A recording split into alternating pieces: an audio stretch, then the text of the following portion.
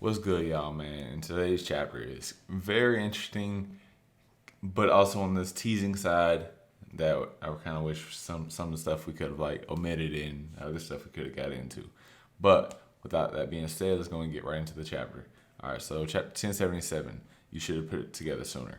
So I think this is a double play on what's actually going on in this chapter alone. The first part it'll be kind of obvious, and then the very last part I think will be kind of big, possibly. But we start off the chapter seeing that Sentamaru is just talking to the villagers and the other, you know, workers that are there, and I'm just like, well, why did you deploy the pacifistas and whatnot? And they're all just like, panicking, trying to figure out what's going on. And Sentamaru's like, we got to get off this island now. We got to get out of here. And then this is where Sentamaru relays the incidents of Oharu, and we get like small little flashbacks of like the characters that were in Oharu, like Robin, Saul, her mom. We have like a weird distorted looks like Aikoiji, but I'm not sure. It might just be somebody else that I'm not ringing a bell. But he was like very small on the panel, and and he looked very like cartoonish, so I couldn't really tell. But Shintamaru remarks that that incident was very huge, and it basically just wiped that one off the map. However, that he thinks that this incident is going to be even bigger than Oharu because they have deemed it necessary to get rid of the world's smartest man, basically the world's most important man. So that's gonna, cause some ripples, and they're gonna need some like real damage control, and they're just gonna have to. It's gonna be something really crazy going on to how they're gonna get rid of this island and get rid of the history of it, because you can't. The Oharu people were like very brilliant and very resourceful, but they weren't. I don't think they were like as big globally known wise as say Vegapunk. So Vegapunk is the thing for a lot of things in the world. Like I mean, we've seen almost every island we've went to. Somebody's remarked something about what Vegapunk's done. So that's going to be very hard for the government to just wipe that all away. And at the end, Sentamaru was just like wishing that what's going on, Straw Hat? Can you hurry up? And what's going on up there? And this is where we cut over, and we still see that yes, Lord Luffy, Zoro, Kaku, and Lucci are still fighting S Hawk and S Bear. So I don't know how I really feel about this, because I feel like it should that should have been it. Like that should have been good enough. But the one good thing for Zoro fans, I feel, is this kind of like solidifies King's durability, because as it's revealed that these guys remind him of King, the guy he fought in Wano. And the way he talks about King is like he was like he didn't really actually feel anything for King. He didn't really know much about King. He's just like, yeah, that guy fought in Wano, and I didn't catch what his name of his like race was and stuff like that. But he remarks that the Sephiroth seemed like King, and this is when Shaka reveals, and he's like, oh, Kaido had a Lunarian on his crew. He was like, oh, he must have been the test subject Albert that escaped with Kaido back in Punk Hazard. So that's just another like we did see a scene where Kaido basically took King, and he was in like basically a research facility, like a test subject facility, and so that turns out to be on Punk Hazard. So Zoro's like, dang guys, sorry, wish I would have noticed sooner, that way we didn't have to waste some energy. And Lucci's just like, oh, it's fine, we'll be able to work with that intel. And Zoro's like, dang, if only I would have known. King didn't really have that many features about him though. He just had unique feathers, white hair, brown skin, black wings, and flames on his back. And this is where all three, Luffy, Kaku, and Lucci, just flame him like, you should have noticed sooner. That's a lot. That's pretty, damning evidence and pretty unique. And so this is where it's kind of saving grace for Zoro fans as far as King's durability is Zoro marks when their flame is on, they're practically invincible. When the flame is off, that's when they can take damage. And so their flame was on, when they took all the damage from Luffy and Kaku's attack. Luffy, Kaku, Lucci, and Zoro's attacks combined. And that, I know a lot of people when they were seeing King and Zoro fight, they thinking, oh, if Zoro should have been able to damage King even with his flames on or something, that's a bad durability. I mean, blah blah blah. You know how the power scaling community is. But regardless, that kind of goes in the favor because if Luffy and Lucci combine doing an attack, can't put it down or seriously injure them, then that shows you. And then Luffy even remarks, "What are you, like Kaido? Who do you think you're, like Kaido? Keep getting up after all these hits." So they're going in with the game plan now. So Shaka is starting to head down to somewhere. He says that he thinks he knows where Stella, the original Vegapunk, is at. So we cut over and we see Nami's group. So Nami, Brook, and Edison are all having issues with Jinbei Sephiroth. And this is where Nami's like, "You're not a child. You're not cute. We got to get rid of you. We got to put you down." And we see, and it's kind of funny because we see Brook, looks like his head is detached from his body. And Edison is like, they say he's basically totally destroyed almost, but not fully destroyed. So I know a lot of people's like Among Us theory was that Edison might be that. Either he's pulling some like next level, like, oh, attack me too and make it look real, or it's not Edison.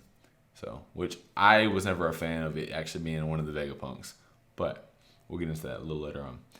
So Nami charges forward with Zeus, and she's just like so flustered and pissed, and she just basically closes her eyes, and Zeus goes out and does it for her.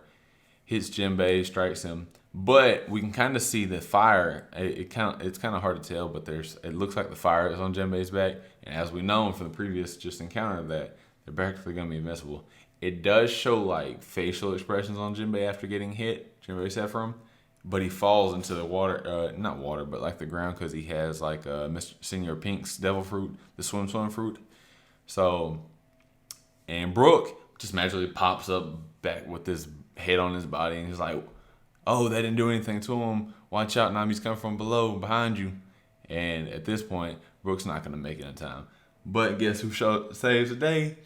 It's Sanji, and Sanji goes on saying like, "If I ruled a kingdom, I have some simple rules. Rule number 1, you harm Nami, and rule number 9, he just skips from 1 to 9." They're saying they had little context for it, saying that this is related to something like with fishing or something like that. But he said in rule number 9, if you're scaring Nami, you would get a fillet. And he basically just like kicks Jinbei really hard and kind of just, it looks like it sends him away. We don't really get to know how much damage it did. So I kind of didn't like that. I was like, dang, I wanted to know because it did look like his flames are on. Maybe they weren't, but regardless, it was kind of interesting to see Sanji do that in the fit of rage. But that's obviously his character, protect Nami, protect Robin, protect women just in general. So it's kind of cool to see that. And if he actually does some damage while the flames are on, that's going to cause some issues with the scaling communities. It'll be interesting to watch. But after that, we cut over back to the most annoying group that I feel like they don't really need to be going over this, but I get what Oda's trying to do with this group. So we have Lilith, Frankie, and Usopp's group. And York has already been turned to stone. So by a snake. And this is where we find out that Lilith is using the bubble gun that we've constantly been seeing throughout the past couple chapters, the use of bubbles. And we find out that bubbles have like the power of the ocean, like the ocean's water, like how ocean's water can negate devil fruit users. So this is what Lilith uses on the snake, and that snake's affected by it, and that's when we find out, like, due to them having green blood, it also, helps hurt their devil fruit users because obviously the water from the sea is going to mess with devil fruit users. So knowing this, Frankie grabs a bubble and pins her down, and this causes her to be in pain, and she uses her charm to, be like, "Oh, I'm in pain. Can you help?" And Frankie, falling for it. She's like, "Oh, my bad." Lifts up the bubble, and she immediately gets up, kicks him, and then turns him into stone. And then she quickly goes over to Usopp and Lilith and turns them into stone. Usopp and Lilith, this whole group just felt fucking pointless, worthless. It was just like, what the fuck? So, and it makes you think like that Boa is really just like OP, honestly, because she can turn most people into stone just if they have any type of like love or care, or not care, but like attraction to her. And it's just crazy because a snake is basically like a little girl. And I get it. I've already seen people make the jokes about Frankie and Usopp being, pedos and stuff like that. I don't want to get into that, but I don't think it's that serious. As far as when I say that serious, because it's like, it's a robot. It's just weird because she's meant to look like Boa, but it's anime. So I mean, what are you gonna do about it? So last couple panels of this chapter, Shaka ends up finding out where the Cypher agents are and the Stella the originally are. We don't get to actually know exactly where he went.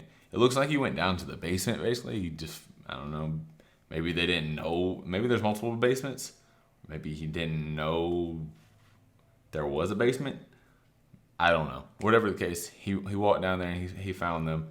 And Cypher agent's like, "Oh, please help, and whatnot." And then Shaka's like, "Stella, you're here." And Stella's, and the original's just like, "Oh, Shaka, wait, who do you have with you?" And the next thing you know, boom, Shaka's shot in the head. And Stella, the original, obviously he's in shock because that's one of him. That's him basically dying. That's a version of him dying. And he's just like in shock. But this is where it's interesting. It's a very, very hard stretch. And I doubt this is actually true. But I have seen people take different panels from the times we've seen Imu, when he or she walks or does something, there's always like some type of significant noise on the panel that they make. And for his or hers, it's like katok, katok, katok. So, and I've seen the panels from like when they was introduced in Reverie and introduced in somewhere else in another chapter. It's katok, katok, katok with KTOK with them, with Imu. And at the end of this chapter, we get those same things coming down the stairs, and Stella is just like totally petrified. Now, obviously, you can argue that he's petrified because he just watched a version of himself die. You could say he's petrified because it might be somebody else he knows. I don't think it's Imu, because it's kind of crazy for Imu to have, to go to Egghead, and then that means that Imu had been there like secretly collecting Cypher agents. It wouldn't make sense, but it would still be fucking wild if Imu was actually on the island. But I don't believe it wouldn't be necessary, because obviously Saturn is there, or Saturn is supposed to be going there. I mean, when are we gonna get that? Maybe it's Saturn. That's what some people think, but that's kind of just like a hopium type of deal. But it still wouldn't make sense, because Saturn hasn't been there to capture these Cypher Pole agents, because Cypher Pole agents have been there for like months now.